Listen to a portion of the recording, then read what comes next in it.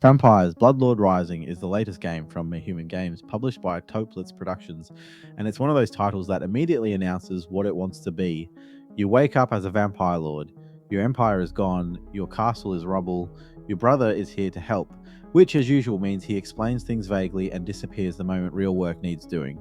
This is an early access build, and the developers are very upfront about that. But even in its current state, Bloodlord Rising already feels more complete than a lot of games that claim they're finished. You awaken in the land of Sangavia, your former domain, now occupied by humans who are clearly not paying enough taxes or any taxes at all, which frankly is worse. As a vampire, you're bound by the usual rules: sunlight bad, coffin good, blood mandatory, and the game commits to this hard. You are not slightly weaker during the day, you are not allowed to exist. When the sun comes up, you'd better be near a coffin, or you're about to learn what crispy immortality looks like. Blood is the main resource here, and not just for you. You also have to feed the vampire core, a relic tied to your former power. If either runs dry, things start going very badly very quickly. This instantly grounds the survival mechanics in the fantasy. You're not eating berries to stay alive, you're maintaining an ancient blood economy. One of the most interesting systems in the game is the dual clothing form mechanic. You can instantly swap outfits in a dramatic cloud of bats, because of course you can.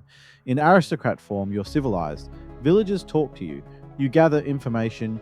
You quietly learn who's loyal, who's useless, and who might accidentally start a rebellion because they heard something weird at night. In hunter form, all subtlety is gone. You sneak, stalk, drain blood from animals and humans, and remind the countryside why they should have paid their taxes in the first place. The trade off is smart. Hunter mode scares villagers, which lowers village wealth, which means less tax income later. Also, the Inquisition notices you, and they are extremely enthusiastic about killing vampires. They will attack you on sight and send you right back to square one if you get sloppy. It's a great system, your power fantasy is constantly balanced by consequences. That said, because this is early access, there are some rough edges. Villagers sometimes jitter during conversations like they've had too much blood and not enough sleep. It's not game breaking, but it does occasionally feel like you're interrogating someone who desperately wants to leave the conversation. Combat is serviceable. Smaller animals are annoying to track, and deer right now have a tendency to get stuck on rocks, which turns what should be a tense hunt into a very awkward apology execution. This will almost certainly be fixed, but currently nature is not fighting back as hard as it should. Where Bloodlord Rising really starts to shine is in how many genres it juggles without collapsing under its own ambition. This is a survival game, but also a base builder, a city management sim, and a light RPG, all wrapped in gothic vampire aesthetics. And surprisingly, all of it works together. Building your castle is genuinely excellent. The gothic building pieces look great, the UI is clean and intuitive, and you're not fighting the controls to make something impressive. Whether you want a towering vampire palace or a functional blood factory with candles, the tools are there. City management adds another layer. You can recruit villagers using the Kiss of Eternity, turning them into vampire thralls. If you've played Conan Exiles, this will feel immediately familiar. Once converted and given a coffin, they can be assigned to workbenches, resource gathering, or construction.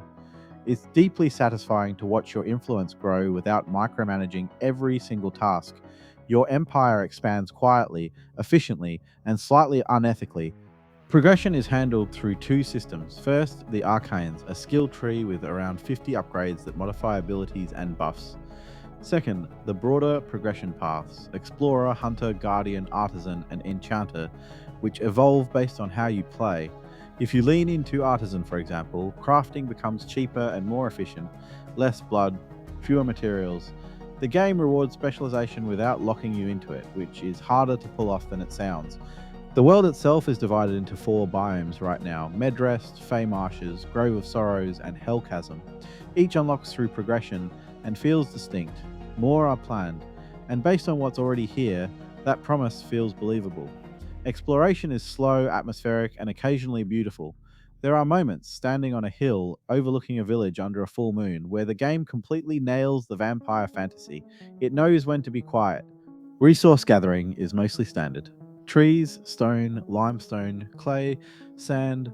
One small disappointment is that some resources are collected by simply walking over them and pressing a button. A digging mechanic would have added immersion, but again, early access. Audio design is quietly excellent. The soundtrack fits the gothic tone without being overbearing. Nighttime sounds, animals rustling, villagers chatting, and yes, villagers snoring as you walk past their houses. It all adds texture. Sangavia feels inhabited, not just occupied, and that's really the key takeaway here. Vampires Bloodlord Rising already feels alive. It has bugs, it has balance issues, it has moments where you can tell a system isn't finished yet, but the foundation is strong. The identity is clear, and the developers seem to understand what makes this fantasy work. They've already promised expanded lands, new enemies, additional character forms, and more systems as development continues. And for once, that doesn't feel like wishful thinking. With over 200,000 wish lists on Steam, it's clear this game is resonating with people. If you enjoy sandbox survival games, vampire fantasy without irony, and systems that respect player agency, this is absolutely worth your time, especially as it continues to grow.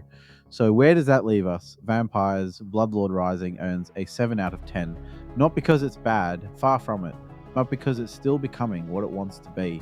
What's here is solid, atmospheric, and fun, with enough depth to justify dozens of hours already.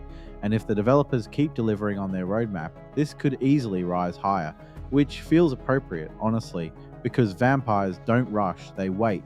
If you enjoyed this review, leave a like and subscribe for more gaming reviews. See you next time.